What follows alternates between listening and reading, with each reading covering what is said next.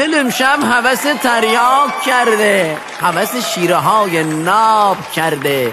بخاری ها همه هستند روشن، با این حال میاد شوز و هوا بد، نوجوان مردان سرده. ما معتادا همه هستیم قلمجیق، موجودی شیره ما شده زیق. تورم آبروی ایران و برده، کسی که میکشید 30 حب وافور، حبی ناچیز حل کرده تو نالمکی خورده.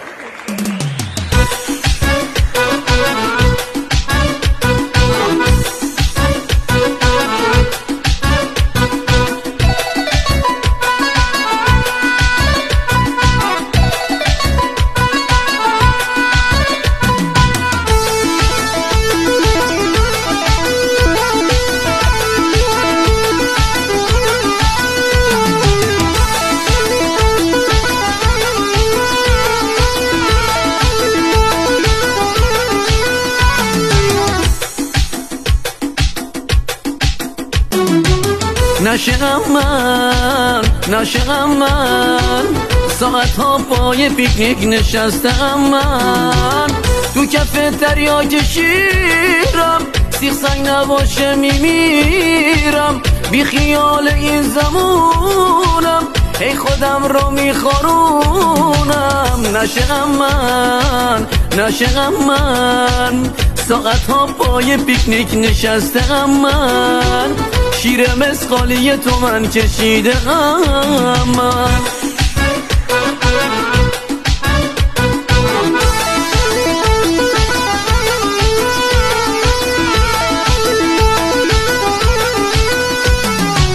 آرزوام توی سینه مردن مردن مردن، شیره ها رنگ لبامو بردن بردن بردن.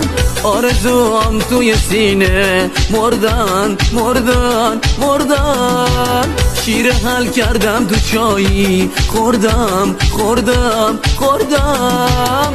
اونایی که روی دوستیم وافورو دادن به دستم، همشون تنم گذاشتن، حالا که سیخ سنگ به دستم، رفته برباد همه چیزم، دنیا به آخر رسیده، اعتیاد سوزونده من رو، پر پروازم و چیده.